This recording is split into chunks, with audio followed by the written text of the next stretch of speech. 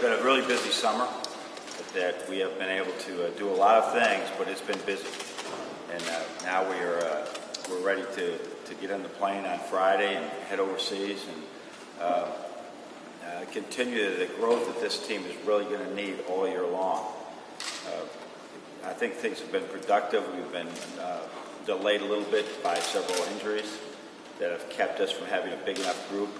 Thank goodness Val Jordan is still in pretty good shape and can go with us. But we're plowing through things and trying to give them as much info as we can, as much conditioning as we can, without overloading them. And then I expect us to go over there and play our best, but we could be overmatched in some games just in experience and size. It'll be good for us. How excited are you about this trip? I mean, you get to do this every 4 years, and this will be my 5th trip with different teams. And I'm always excited to see what the game conditions look like, who performs in games, and then it gives you something to come back and grow with as your team, with your team. Questions? Hey, Coach, you mentioned several injuries. Can you go down who's knocked up? Probably the one that we least planned on was DJ Wilson. Right from the beginning, is being injured to his right pinky has kept him from doing almost everything. Other than we found out he can really do shuffles with nobody guarding him really well. But that's been difficult because we were trying to experiment with him in a couple of positions, but we never could do it.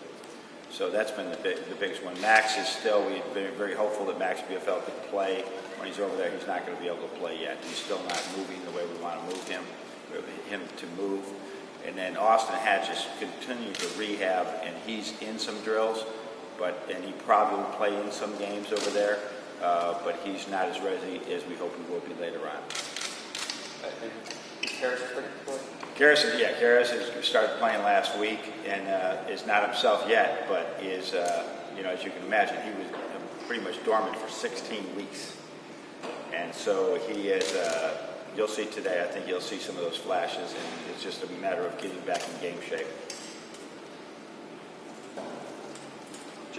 Coach, can you talk about what you've seen from Cameron this summer as far as his work ethic and all? Yeah, no, here's what's the biggest thing. This is his, and I probably say this too quick on people, but his basketball IQ has been outstanding. He's picked up some of our concepts and some of our actions as quick as anybody we've ever had.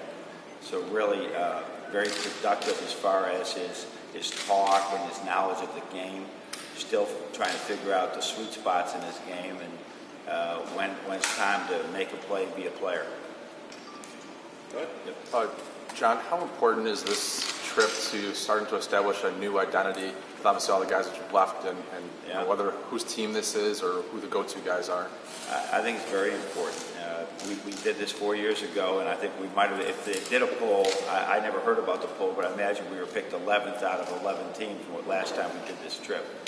And we came back after getting it handed to us a little bit, a better team.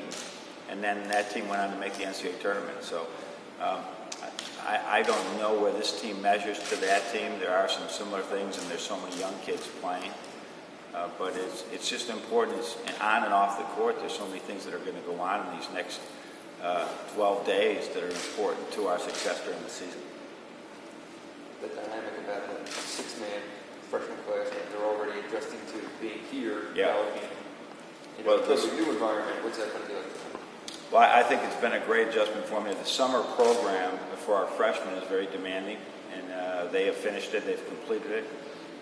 And so that's been a big part of this thing of growing. Now, throwing them in, they've been with the players. Now we can, I think there's two more projects due, but now that most of the schoolwork is done, we can really focus these last couple of days. And I'm really looking forward to them just playing over there without the academic workload on their back as well.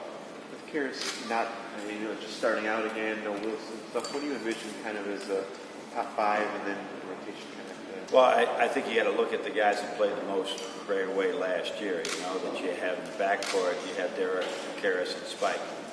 Those three are going to play, and then Mohammed is vying for time there as well in that backcourt.